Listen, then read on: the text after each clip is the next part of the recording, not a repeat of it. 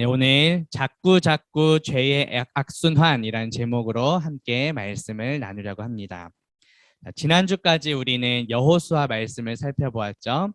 자, 여호수아의 죽음 이후부터 이제 나중에 왕이 세워지기 전까지 그 사사들이 다스리던 시기를 담고 있는데, 사사기라는 책은 사사는 재판관을 의미해요. 다스리는 사람. 그래서 오늘 본문은 사사기를 좀 요약하는, 사사기 안에서 계속해서 반복되는 그런 순환이 있는데, 악순환, 죄의 악순환을 보여주고 있어요. 그래서 오늘 말씀을 통해 이러한 죄의 악순환을 우리가 어떻게 끊어낼 수 있는지 함께 깨닫는 저와 친구들 되기를 바라겠습니다. 자, 화면 보면 우리 첫 번째 순환, 죄라고 되어 있죠. 자, 우리 사사기 2장 11절에서 13절 말씀을 다시 읽어주겠습니다. 사사기 2장 11절부터 13절 말씀입니다. 이스라엘 자손이 여호와의 목전에 악을 행하여 바알들을 섬기며 애굽 땅에서 그들을 인도하여 내신 그들의 조상들의 하나님 여호와를 버리고 다른 신들, 곧 그들의 주위에 있는 백성의 신들을 따라 그들에게 절하여 여호와를 진노하시게 하였으되, 곧 그들이 여호와를 버리고 바알과 아스타롯을 섬겼으므로 라고 말을 해요. 자, 지난주에 우리가 여호수아의 고별 설교 말씀 통해서 여호수아는 오직 나와 내 집은 여호와를 섬기겠노라 이렇게 선포한 것을 들었죠. 그때 이스라엘 백성들도 우리가 하나님 말씀에 순종해서 우리가 하나님을 버리고 다른 우상들을 섬기지 않겠습니다 이렇게 대답을 했었어요. 자, 그런데 오늘 사사기 말씀에 보니 어떻죠? 이스라엘 백성들은 그때 했던 대답과는 정반대의 길을 걸어가고 있어요. 이스라엘 백성들은 어떠한 죄를 저지르고 있죠? 오늘 13절 말씀에 보니까 여호와를 버리고 바알과 아스타롯을 섬겼다 이렇게 말을 해요. 친구들, 여기 화면에 보면 저는 이제 사진을 넣어놨는데, 바알과 아스타롯은 당시에 가나안 땅에 있던 우상의 이름이에요.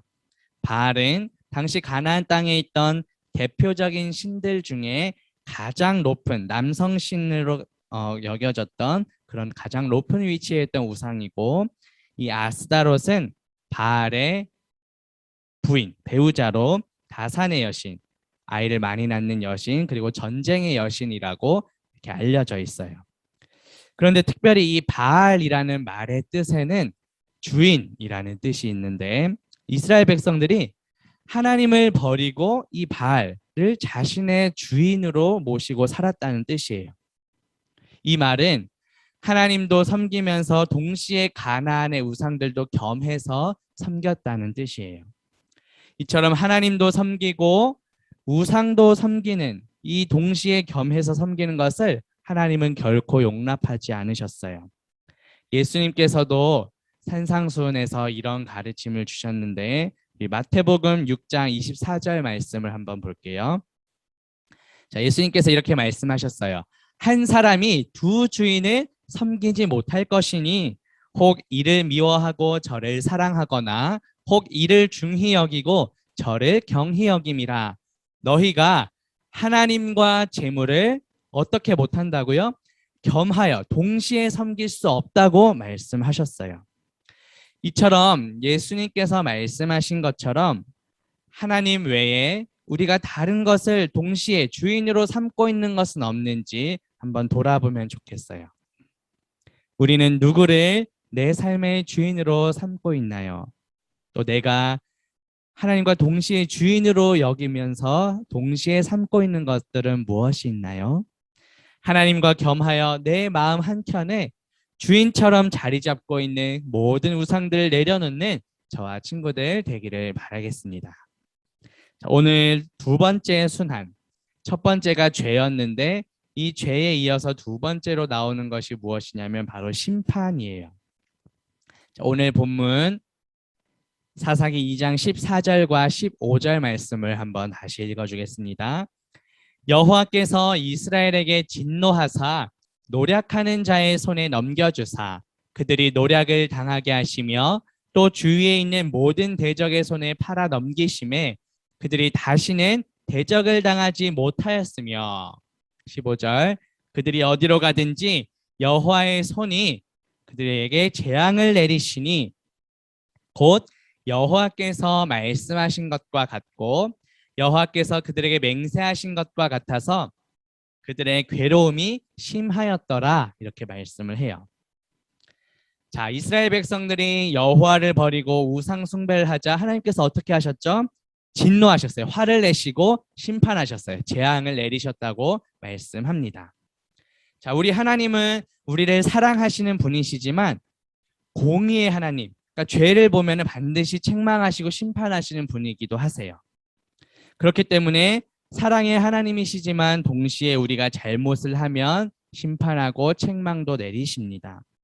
마치 우리 부모님이 우리가 잘못된 일을 하면 우리를 사랑하시지만 사랑하시기에 때로는 책망도 하시는 것과 마찬가지예요. 자, 신약에서 바울은 예수 그리스도와 교회의 관계를 신랑과 신부로도 이렇게 비유를 했어요. 우리 신약 성경 에베소서 5장 31절과 32절 한번 볼게요. 바울이 이렇게 말합니다. 그러므로 사람이 부모를 떠나 그의 아내와 합하여 그 둘이 한 육체가 될지니 이 비밀이 크도다. 나는 무엇에 대하여 말했다고요? 그리스도와 교회에 대하여 말하노라 이렇게 말을 해요. 다시 말해서 예수 그리스도께서 우리의 신랑이 되시고 주님의 몸을 이루는 교회인 우리는 주님의 신부라는 뜻이에요. 자, 이 관점에서 봤을 때 우리가 하나님을 버리고 다른 우상을 섬긴다는 것은 영적 간음이라고 볼 수 있어요. 이러한 영적 간음을 잘 보여주는 구절이 오늘 본문 사사기 2장 17절에 나와요. 노란색 표시된 부분만 읽어줄게요. 다른 신들을 따라가 음행하며 그들에게 절하고. 자, 실제로 당시에 우상을 숭배하던 사람들은 자신의 집이 잘 되는 이런 가문이 번성하고 또 자신의 물질, 그런 재산이 많아지는 것을 위해서 당시에 우상을 숭배하던 그런 신전에서 창기들과 실제로 성관계를 맺는 의식을 가지기도 했다고 해요. 자, 그렇기 때문에 하나님께서 화를 내시고 심판하신 것은 너무나도 당연해요. 하나님이 우리의 신랑이 되시고 예수님이 우리의 신랑이 되시고 주님의 몸을 이루는 교회인 우리는 주님의 신부인데 하나님을 버리고 우리 신랑을 버리고 다른 신부인 우리가 다른 우상을 섬기고 음행했다는 거예요. 우리 친구들에게 적용해 보면 어떻게 될까요? 혹시 친구들 중에 뭐 남자친구, 여자친구를 사귀고 있는지는 잘 모르겠지만 자, 그렇게 생각해 봤을 때 나의 남자친구 또 혹은 나의 여자친구가 내가 아니라 다른 사람을 더 좋아한다면 우리의 마음이 어떨까요? 너무나 슬프고 서운하겠죠. 질투심이 들 거예요. 그런데 만약에 이미 결혼을 한 부부 사이라면 어떨까요? 더더군다나 배우자가 나의 배우자가 아닌 다른 사람을 따라간다면 가만히 두고 볼 사람은 없을 거예요. 사랑하는 마음이 있기 때문에 그만큼 질투도 하게 되는 거예요. 만약 사랑하지 않는다면 뭐 어떻게 살든 말든 그냥 무관심하게 내버려 두었을 거예요. 자, 우리가 예전에 살펴본 10계명 중에 제2계명 말씀에 보면 이렇게 말을 해요. 출애굽기 20장 5절 말씀 볼게요. 자, 그것들에게 절하지 말며 그것들을 섬기지 말라. 내 하나님 여호와는 어떤 분이시라고요? 질투하는 하나님인즉 나를 미워하는 자의 죄를 갚되 아버지로부터 아들에게로 3, 4대까지 이르게 하거니와 라고 말씀해요. 이처럼 이 계명에 우상 숭배하지 말라는 내용이잖아요. 우상 숭배는 곧 영적인 간음이라고 볼 수 있어요. 자, 나의 삶 가운데 나의 신랑 되시는 그 예수님의 마음을 아프게 하는 그런 영적 간음은 무엇이 있을까요? 우리는 예수님께서 이제 장차 다시 오실 때 그 마지막 날에 교회인 우리는 주님의 신부로서의 거룩함을 잘 지키고 있어야 돼요. 우리 마지막 날 요한계시록 21장 2절에 보면 또 내가 보매 거룩한 성 새 예루살렘이 하나님께로부터 하늘에서 내려오니 그 준비한 것이 어떻다고요? 신부가 남편을 위하여 단장한 것 같더라. 이렇게 말씀을 해요. 거룩한 성 새 예루살렘이라는 것은 마지막 날 주님께서 다시 오실 때 주님과 교회인 우리가 완전히 연합하는 것을 가리켜요. 우리의 신랑 되시는 예수님과 신부된 우리 교회가 온전히 연합하는 그날을 소망하며 사모하며 우리는 살아가야 돼요. 그리고 주님 다시 오시는 그날까지 이 땅을 살아가는 동안에도 주님의 거룩한 신부로서 구별된 삶을 살아가는 저와 친구들 되기를 바라겠습니다. 자, 오늘 마지막 세 번째 순환. 첫 번째가 죄, 두 번째가 심판. 그런데 세 번째 순환이 이제 구원이에요. 자, 오늘 본문 16절부터 19절까지 말씀 다시 볼게요.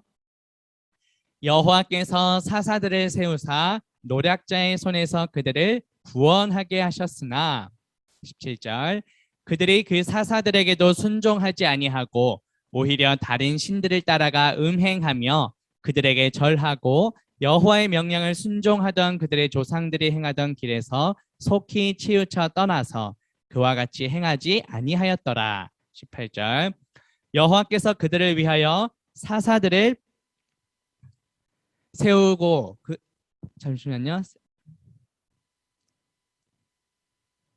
대적의 손에서 구원하셨으니 이는 그들이 대적에게 압박과 괴롭게 함을 받아 슬피 부르짖음으로 여호와께서 뜻을 돌이키셨음이거늘. 19절 그 사사가 죽은 후에는 그들이 돌이켜 그들의 조상들보다 더욱 타락하여 다른 신들을 따라 섬기며 그들에게 절하고 그들의 행위와 패역한 길을 그치지 아니하였으므로 라고 말씀해요.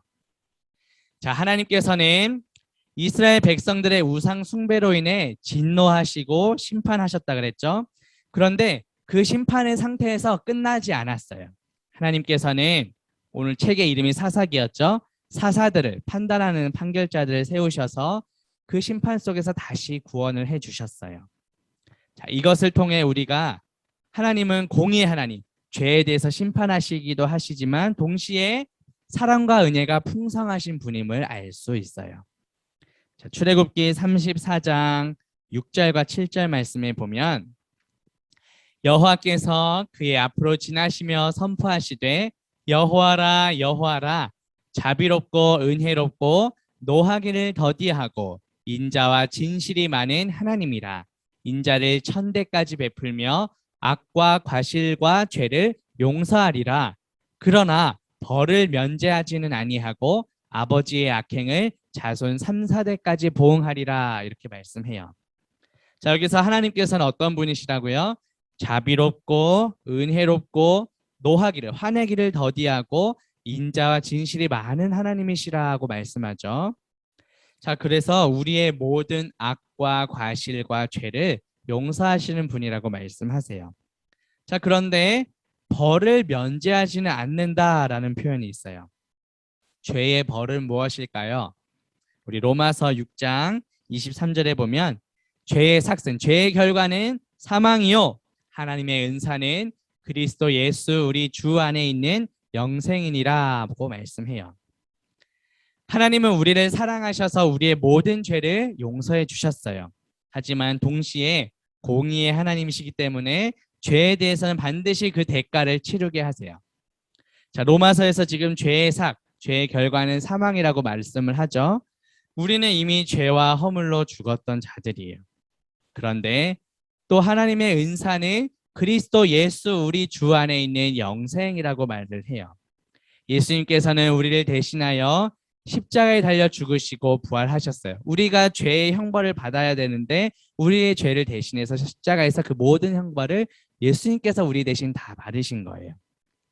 우리의 모든 죄를 사하시고 우리를 구원해 주셨어요. 이것은 우리의 어떠한 자격이나 어떤 조건 또 어떤 우리의 행위가 아니라 전적인 하나님의 은혜예요.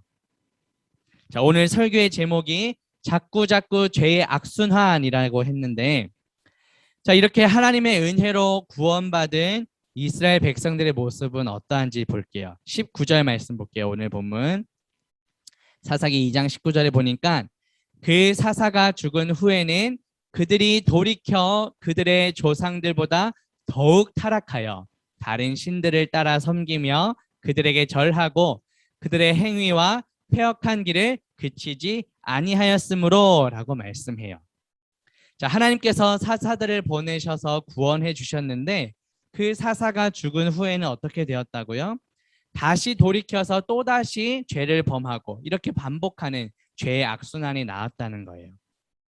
자, 오늘 설교의 제목이 죄의 악순환이라고 했는데 오늘 첫 번째 순환이 뭐였죠? 죄. 두 번째는 심판. 세 번째는 구원. 그런데 이 사사가 죽은 후에는 또다시 죄를 짓는, 계속 반복하고 죄를 짓고 이 죄에 대해서 심판하시면 또 이 심판 가운데서 또 사사를 보내셔서 구원하시고, 그런데 또 이 사사가 죽으면 또다시 더 죄를 짓고, 이것이 사사기에서 계속 반복되는 죄의 악순환이라는 거예요. 이처럼 당시에 보낸 이 사사는 그 영향력이 제한적이에요. 죽으면 왜 또 다시 죄를 지으니까. 잠깐은 나아지게 할 수 있었지만 이 사사가 근본적인 문제를 해결할 수는 없었어요. 자, 그런데 우리에게는 진정한 사사가 계셔요. 그분이 누구실까요? 바로 우리를 다스리시고 통치하시는 예수 그리스도세요. 예수님께서는 십자가에서 죽으시고 부활하심으로 우리를 모든 죄에서 구원해 주셨어요. 우리의 어떤 자격이나 조건, 또 어떤 우리의 행위나 노력이 아니라 오직 하나님의 은혜로 예수 그리스도의 피로 말미암아 우리의 모든 죄를 사해 주셨어요. 자, 우리 에베소서 1장 7절 말씀 볼게요. 우리는 그리스도 안에서 그의 은혜의 풍성함을 따라 그의 피, 예수 그리스도의 피로 말미암아 속량, 곧 죄 사함을 받았느니라 하고 말씀을 합니다. 자, 그런데 우리의 삶은 어떻죠? 여전히 연약한 모습이 많이 있어요. 죄를 짓고 회개하고 또다시 죄를 자꾸 반복하는 이런 연약함이 여전히 우리 가운데 남아 있어요. 그렇기 때문에 우리는 더욱더 겸손히 하나님 앞에 나와서 회개해야 돼요. 자, 우리가 회개해야 하는 이 순서가 중요합니다. 우리가 회개해야 하는 이유는 우리가 구원을 받기 위해서 회개를 하는 것이 아니라 이미 하나님의 은혜로 구원받은 하나님의 자녀이기 때문에 우리가 회개할 수 있는 거예요.